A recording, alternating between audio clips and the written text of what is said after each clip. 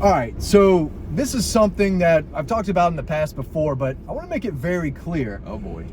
There is no must-have recruit at the University of Georgia. That's not what Kirby Smart has built. And I say that because this is a big weekend for official visitors, several 5-stars in town. But in this era, Dean, of NIL, the transfer portal, Georgia's not going to get everyone.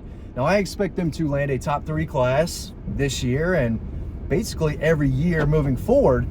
But if they miss on their top 2 guys, even top 3 guys, it's not the end of the world. The sky's not falling. It's not at other places where they need to get a recruit here and there if they want to get to the level where Georgia and Ohio State and Alabama are at. And if Georgia misses on a guy like David Sanders, 5-star offensive tackle, they're going to be just fine. If they don't get Elijah Griffin, who you saw last year, one of the top players in the country, Georgia's going to be fine. But if Tennessee, Auburn, Clemson, Florida. You're going Clemson now, too? I'll throw Clemson in there. Okay. There are must-have prospects for those programs. Georgia's past that, and I think Alabama and Ohio State are there too. They don't have must-have prospects. Georgia can miss on guys, and Kirby Smart has built this program to where they're going to be competing in the hunt for national championships every single year, no matter if they miss on their top guy or not. And I expect Georgia to get a good amount of their top targets. But I see all the time, this is a must-have prospect for Georgia, must-have. Nobody is a must-have. Isaiah Crowell was a must-have. He was definitely. Jacob Eason was a must-have. I haven't been able to find a must-have prospect since Jacob Eason. Now, if I'm wrong, let me know, but I'm tired of this idea that Georgia has to get this kid.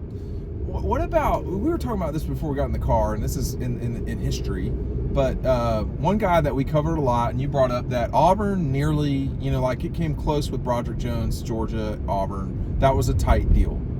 And Dylan spent a lot of time with Broderick Jones through his recruiting. And had Auburn gotten him, that would have really helped him a lot. He changed that national championship game at Georgia. He was a luxury for Georgia when they put Alabama. And was he a must-get? Could they have still won the Bama game, the national championship Bama game, without Broderick Jones? They could have. It helped to have him, though. He certainly helped. And, Dylan, Auburn would have been much better if they would have landed Broderick Jones. He helped Georgia.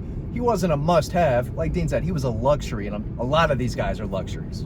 Well, he would have played every snap, maybe from the start at Auburn. I mean, they would have played him a lot. And at Georgia, I mean, a luxury is a really good way to put it because, they kind of put him where they needed him at the times they needed him. Yeah. He wasn't really there at the start, Didn't play a lot at all that first year, did he? Yeah. I mean, he was, I think a luxury is a really good way to put it. And that's the deal, especially on the offensive line. I think you can see that, is that they recruit so deep there that you have so many guys you can pull from that if you do miss a guy like Broderick Jones, you can go to your bench and find other people to fill that spot.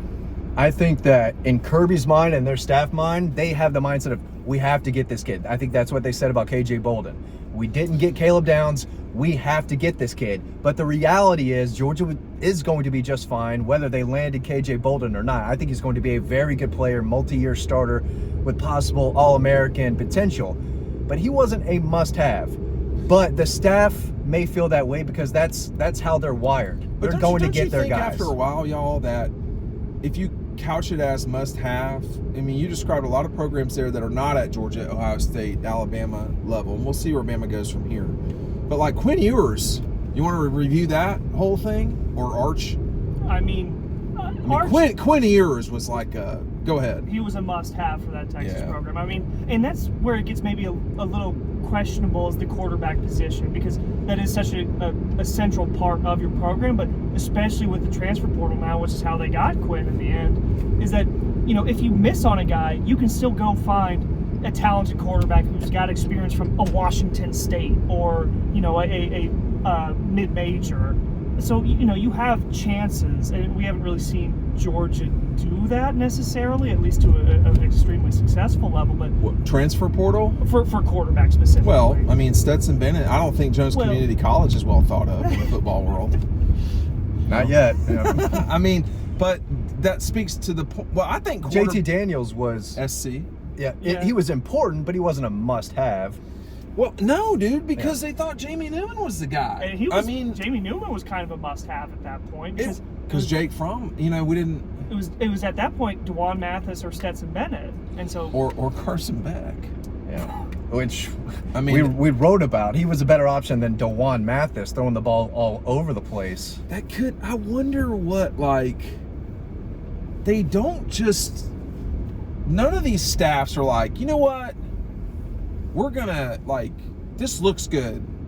He had to have played much better in practice. And I'm talking about Dwan Mathis, so something happened along the way. Am I wrong? No, you're probably right. They don't make that decision without. Kirby Smart. You think he's just freelancing it? I don't know. Going the wrong way. Yeah, we're that way, right? Yeah. That was my mistake. I was just going like this. I think Tennessee and Auburn are programs, and South Carolina too, where for sure. They need to get their top guys, or else they are not going to take the next step, and they're going to stay at that 7-6, 8-5 at best. 8-5 is a good year for South Carolina. Yeah. And I think Auburn would take an 8-5 year. But Hugh Freeze is a coach who's got to get his 5 stars. When they go after 5 stars, they got to get them. Georgia can miss. I say miss on guys. I don't think it's a miss if you recruit a guy and you don't get him. A miss is not really recruiting Will Anderson. That was a miss. And going after Mikael Sherman instead. That's a miss. But with a knee injury too. Yeah. But I don't like the narrative that a place like Georgia, that's won 2 out of 3 national championships, there's a high school recruit out there that's a must-have. And if he is, that guy better be playing as a freshman, or else he's not a must-have, must-get. But funniest thing to throw it back to Dylan real quick. You saw, I don't know if you saw it or not, with the video of the kids from Georgia talking about how Kirby was saying, if you leave, we're just going to replace you. Well, there you go. That's simple as that. what are we talking about? They say next man up, which is super cliche at this point, but it's also just the truth of it. They miss on a guy. They have so many contingency plans around this that that's the first time contingency has been used in Dawg Post history. I know what a contingency fund is, but it's contingency. Yeah. But I will say, if Kirby wants a guy back, he'll tell Julian Humphrey, hey, it's in your best interest to come back. We would like you to. Or Daniel Harris, guys that kind of dipped their foot in the transfer portal. Christian Miller. You just don't like the narrative of everything. High school recruiting, a 5-star. No 5-star is a must-have for this Georgia class. It's ridiculous to say that. Let's just, if you're in the position of this is a can't miss, we have to have this. I remember talking to someone on the staff at Georgia when after the 2010 recruiting cycle. So this was going into the 2010 season. So they come out of 2009, they were going into 2010. It was not a good year. And I remember a player picking UCF over Georgia legitimately. And then... Do you remember his name? He was tight end. He was a pretty good player, actually. I thought it was a receiver. I could be wrong. Okay. Yeah, but he was a combo guy. Do you remember his name? He played in the NFL. Okay, I don't remember his name, but I remember that recruitment. So someone from Georgia, they definitely know, was saying, dude, he picked UCF over us. And then the follow-up statement from this person, who I would say acutely understands recruiting in college football, I'll put it that way, said, if we don't get Isaiah Crowell next year, we're in real trouble. Margaret had to get him. It was that simple. That statement, that sentence should never come out of a college coach's mouth. Well, and if you as a college coach are saying that, your job is probably in trouble. And their job was in trouble. Not that person, and I don't mean that person was wrong. That person was exactly correct. Actually, they were that staff at Georgia was very concerned with, they added Isaiah, they added Jarvis, although he was already around, and then they had John Jenkins, and so boom, immediately 2010 went to 2011 after that cycle, but they had to live through 2010 to get to 2011, and it was bad. And then they thought Isaiah will really help.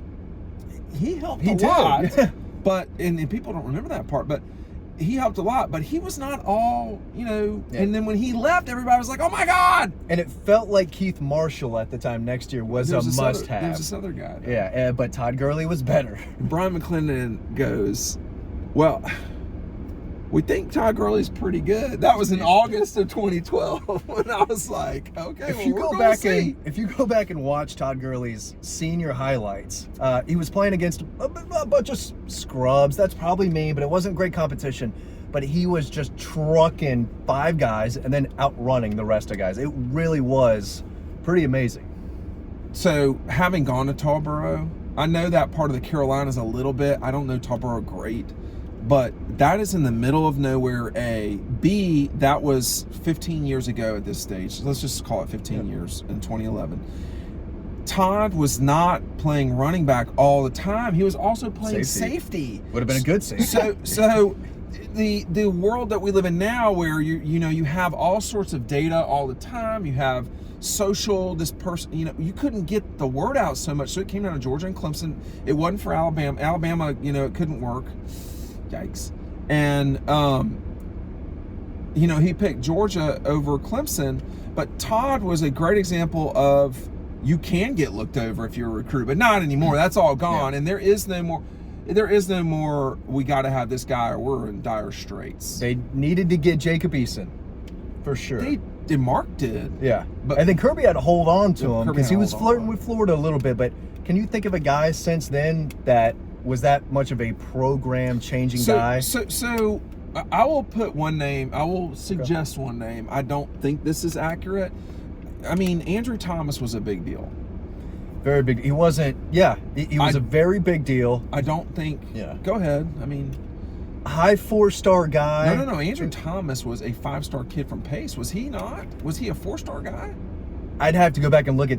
There were several outlets out there, but he was very, very good. Jamari Sawyer was a year younger. Yeah. But even as good as that class was, Justin Fields was not a must-have. No. Zamir White, as good as he was not a must-have. Trevor Lawrence was not a must-have. Looking back on it, yeah. Well, looking back on it, the only thing getting Trevor would have done was prevent, I feel comfortable saying this now, was prevent Clemson from winning a national championship because, Trevor Lawrence would not have led Georgia to a national championship in 19 or 20. No, but yes, I agree with you. Yeah. And he would not have started in 18 over Jake Fromm. Right. With that said, Clemson was a national championship without Trevor Lawrence? I don't think so. Yeah. With Brian, again, what was the kid's name? Brian Kelly, whatever. So one of the two. So that's all you're doing there, and I can assure you, people in Athens don't necessarily care about that. But the quarterback at Tennessee right now, Nico. I'm not even gonna try to pronounce the last name. I'll get it eventually. He's really good.